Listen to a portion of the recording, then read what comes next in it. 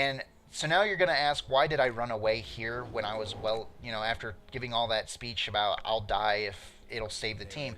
And the biggest reason why was that my ult was up and I was still paying attention to Misfortune. And I was aware that Severe wasn't actually going to chase her. And had Severe continued to chase or gotten her any lower, I would have gone ahead and just ulted Misfortune, and then we probably would have gotten a kill anyway. But as it stands, I'm just pushing to get some creep kills to level and to get my Warmogs. And then the next item after Warmogs that I work on, and this I work on this on Shen specifically for two reasons.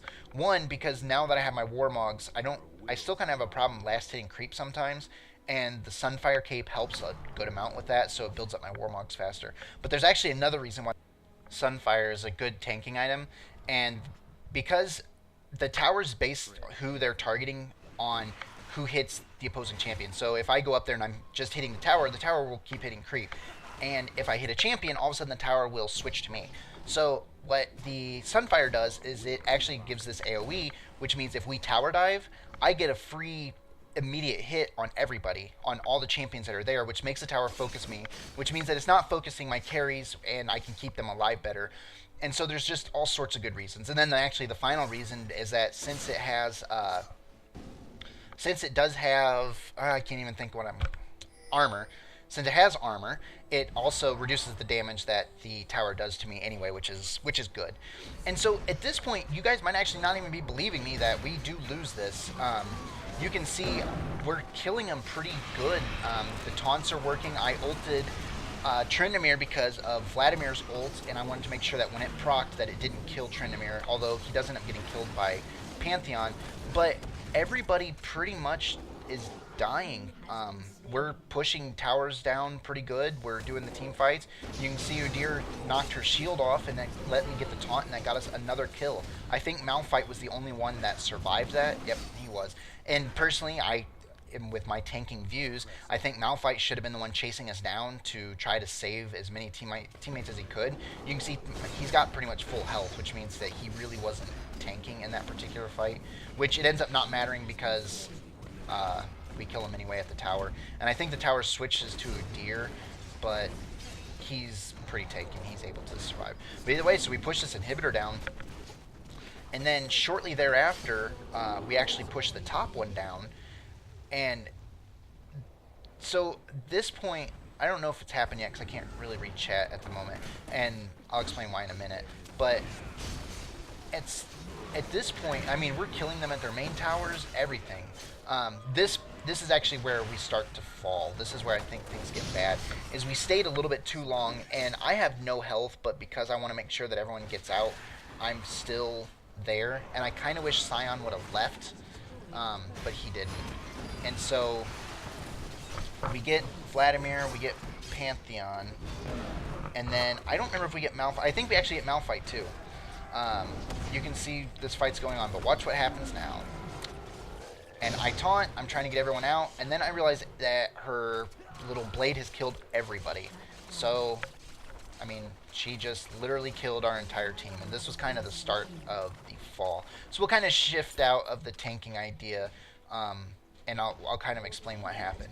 So that team fight, at late game team fights, you stay dead a lot, or you stay dead for a while, and that really, if your entire team's dead for a minute, and their team's, a decent level, they're able to push all the way back. So it doesn't matter that you have so many towers up.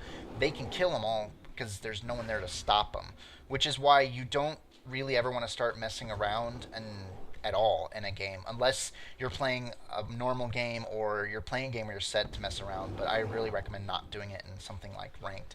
And this is actually, that was the part that I was talking about, where the fact that Udyr made it out of there made me want to start playing Udyr, and so I tried him out, and I had a blast with him, but I'm still not good enough to play ranked with him.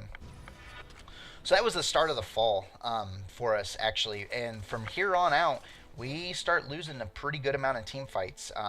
People get a little crazy, not waiting for the team, which, again, part of that might be my fault because of positioning, and part of that is the lack of vision. You can see we have no wards at all, and anytime now that we push down one of their lanes, we're going into their territory, and so the amount of vision that you have is huge. Like the more vision, the better.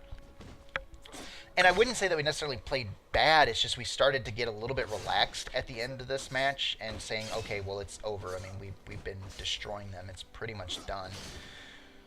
And then ended up being our downfall.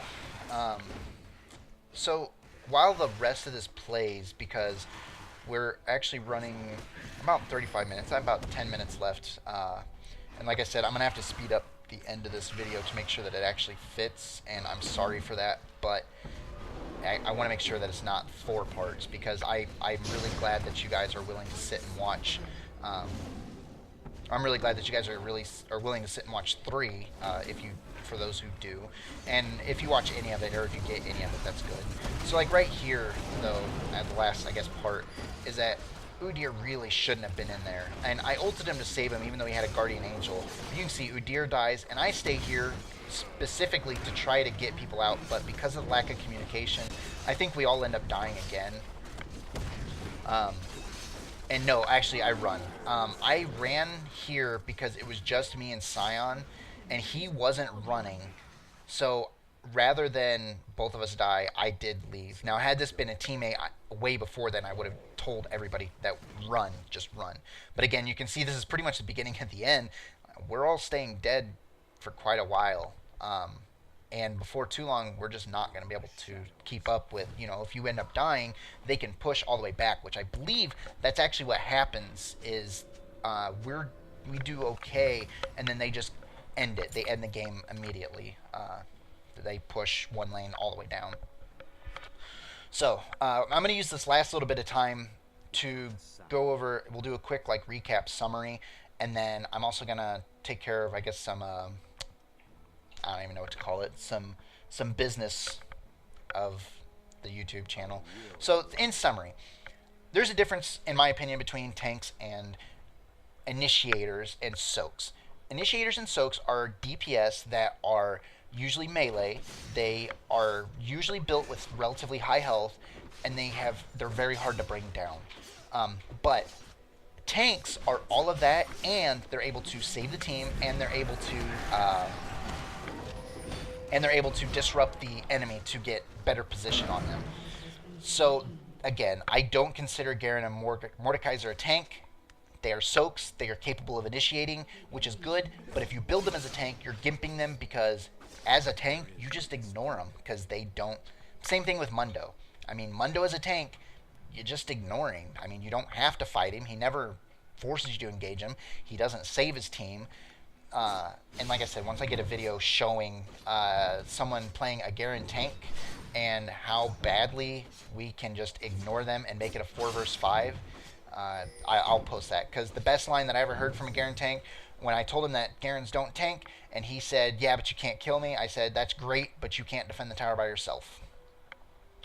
So, the last part, when you are the tank, you're really doing things for your team, not for yourself, which is why I bought the Aegis, and had the game gone on long enough, I probably would have sold the Aegis, because again, by then I assume that my teammate is picking up a little bit of survivability, but early in the game it's nice if they can focus on damage, because that might give us a little bit of an early edge.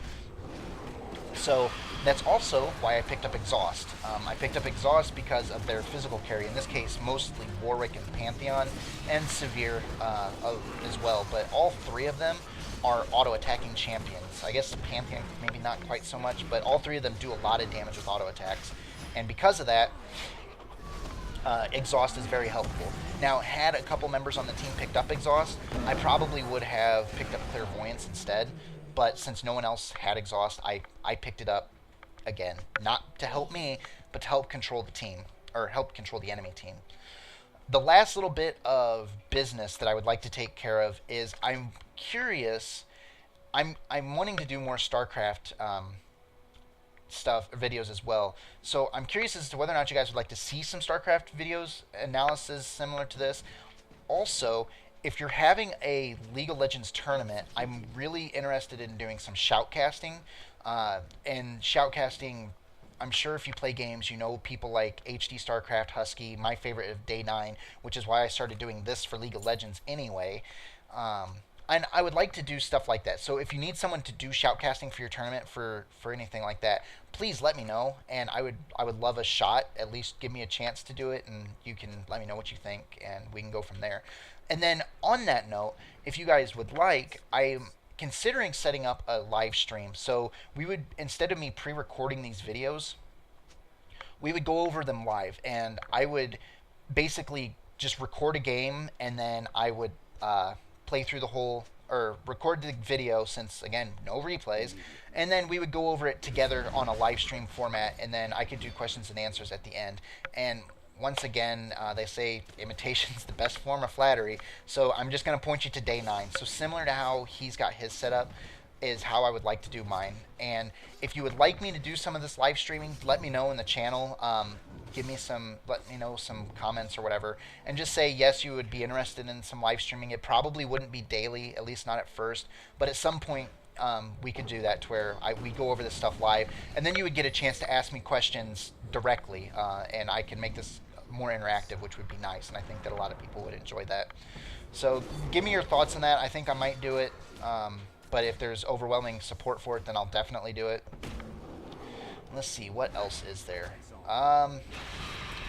Trying to think if there was anything else. Oh, last part. And I go over this a lot, and I'm not trying to sell myself, but the way YouTube works, it will let me know if you enjoy what I'm doing, if you subscribe, and if you get your friends to subscribe. So if you like what I'm doing, please, by all means, just hit the subscribe button.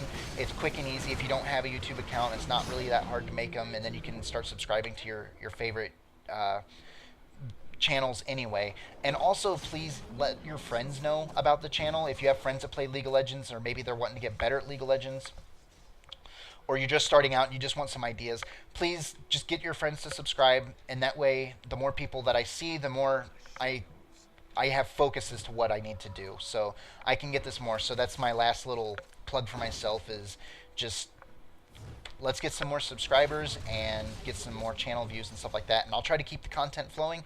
And so the last point is I'm thinking about doing a live stream, and if you'd be interested in it, definitely let me know.